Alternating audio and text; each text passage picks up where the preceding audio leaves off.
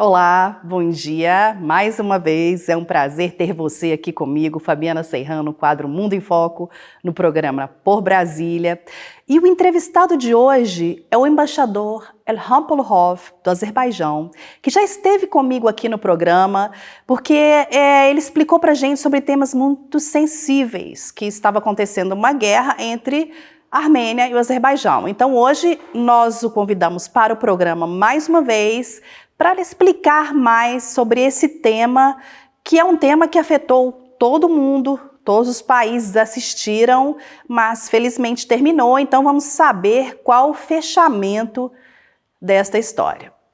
Embaixador, muito obrigada pela sua presença aqui novamente no nosso programa. É um prazer ter o senhor aqui, uma pessoa que fala tão abertamente, que vem de um país democrático, e é um prazer para mim também receber todas essas informações e poder passar para o meu público.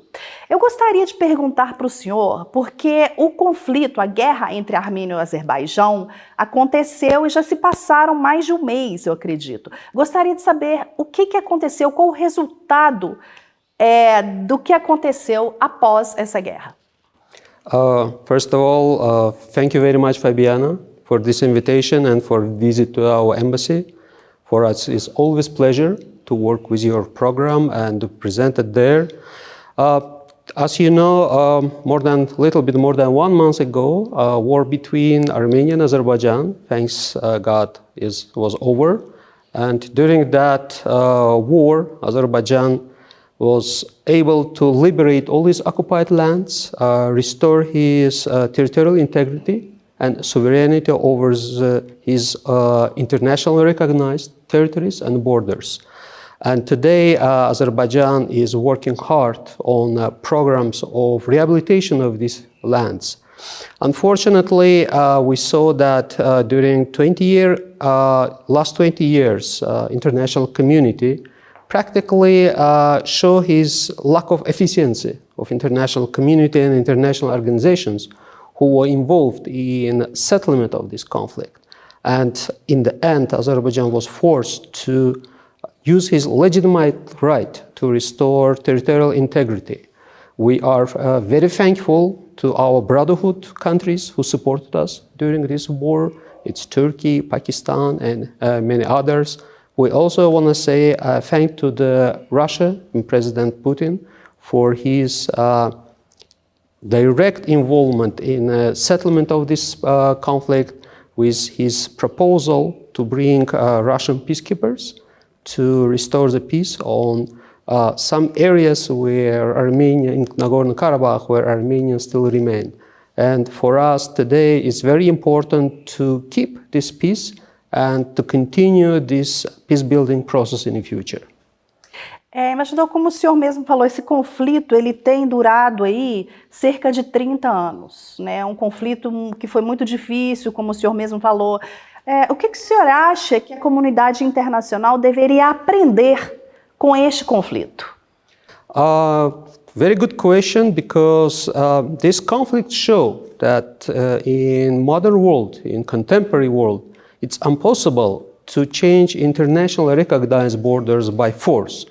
And it was a direct message to all the potential separatists in the future that today it's impossible to tolerate to this kind of situation. Today it's impossible to accept this kind of approach when using some circumstances, one of the sides trying to occupy territory of sovereign country, and we are creating status quo. Maintain the situation for 30 years with expectation that one day everybody will forget about that, or a country whom territorial integrity was violated by this war will tolerate that.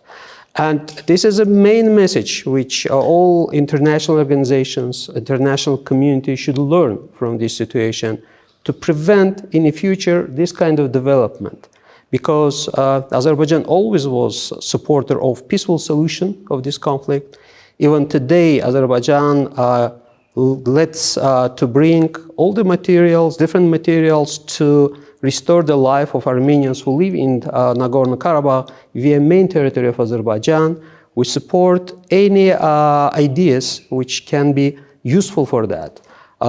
It's obvious and definitely good demonstration to the international community that today Azerbaijani government inviting companies to help to restore to restore and rehabilitate these lands from friendly countries. The first, of course, the main contractors will be Azerbaijani companies, but today we already open the door to the Turkey, to the Italy, and other countries who supported Azerbaijan's justified position.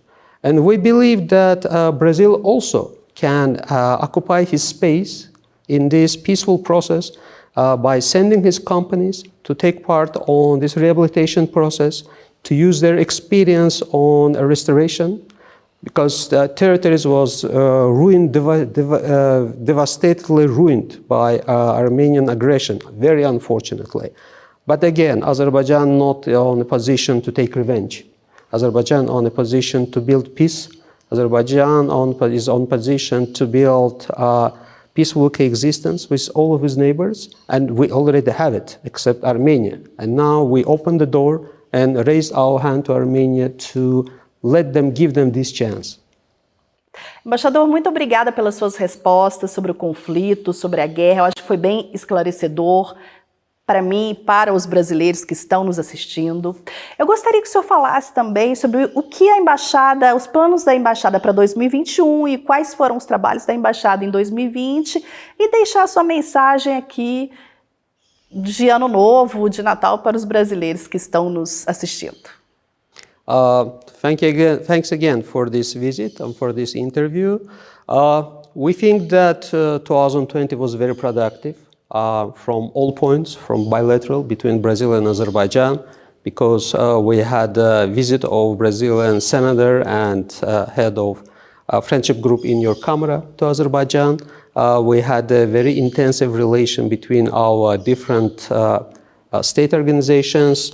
We succeed to have two online, first, let's say in our history, online meeting of friendship group between Parliament of Azerbaijan and Congress and Senate of Brazil. Besides that, trade relation was also good. It's on a rising path, and trade relation, business relation between Azerbaijan is growing. I also got a chance to visit different regions of Brazil, which opened new windows for new opportunities and windows in our bilateral relations.